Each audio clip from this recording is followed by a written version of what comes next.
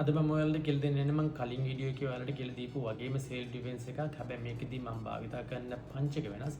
මේකදී ඔයාට දිගින් දිගටම සතුරෙක්ගෙන් ප්‍රහාරයක් එල්ල වෙද්දි ඔයා කොහොමද ෆේක් පංච එකක් සහ ඔයාගේ රියල් පංච එක පාවිච්චි කරලා ඔයාට සතුරෙක්ගෙන් ඉතා ඉක්මනින් ගැලවිලා එතනින් ආශිර්වාද විවත් වෙන්නේ කොහොමද කියලා තමයි මම මේ සෙල්ෆ් ඩිෆෙන්ස් එකේදී කියලා දෙන්නේ.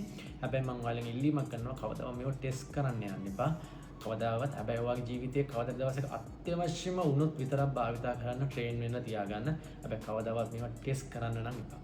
මම කලින් කිව්වා වගේ අපි මේකෙදි ෆේක් පංචක සහ රියල් පංචක පාවිච්චි කරන මේ ෆේක් පංචක තමයි උඩින් ගේන්නේ. ඊට පස්සේ අපි රියල් පංචක තමයි අපි මේ යටින් ගේන්නේ. ඒක ඕල්මෝස්ට් අපර් කට් එකක් වගේ අපි ගෙනල්ලා මේ රියල් පංචක ලෑන්ඩ් කරන්නේ මෙන්න මෙතන. බෙල්ලේ මෙන්න මෙතන. ඔයාලා දන්නවා ඇයි කියලා කලින් මගේ වීඩියෝ එක බලුවා නම් ඇයි අපි ඉතින් ලෑන්ඩ් කරන්නේ කියලා. මෙතන අපේ තියෙනවා අපේ මොළයට රුධිරය ගෙනෙන කැරොටිඩ් ආර්ටරි එක. ඒකේ තියෙනවා කැරොටිඩ් සයිනස් කියන ස්ථානයක්. අන්න ඒකේ තියෙනවා බැරෝරිසෙප්ටර්ස්. මෙන්න මේ මෙතෙන්ට පංචකයක් දුන්නාම කැරොටිඩ් ආර්ටරි මෙතෙන්ට පංචකයක් දුන්නාම මේ බැරෝරිසෙප්ටර්ස් වලින් අයිඩෙන්ටිෆයි කරනවා එතන අපේ රුධිරයේ බ්ලඩ් ප්‍රෙෂර් එක වැඩි කියලා. ඒ පංචකේ පව එකට. අන්න ඒකම මොළයට සිග්නල් එකක් යනවා බ්ලඩ් ප්‍රෙෂර් එක අඩු කරන්න.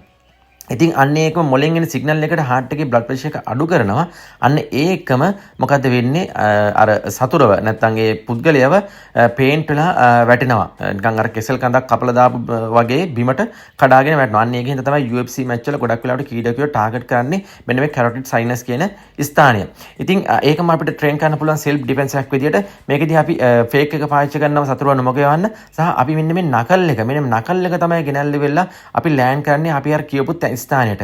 එතනින් ලොකු ප්‍රෙෂර් එකක් දෙන්න පුළුවන් අපිට ඒ ස්ථානට. ඉතින් ඔයාලා මේ විදිහට මේක ට්‍රේන් කරන්න. හැබැයි කවදාවත් මම ඉස්සෙල්ලා කියපුවා වගේ ඔයාලා මේක කාත් එක්කවත් ටෙස්ට් කරන්න යන්න එපා. ඔයාගේ ජීවිතේ අත්‍යවශ්‍ය මොනොත් කවදාද දවසක ඔයා භාවිතා කරන්න ඔයාගේ ජීවිතය ආරක්ෂා කරගන්න විතරක්.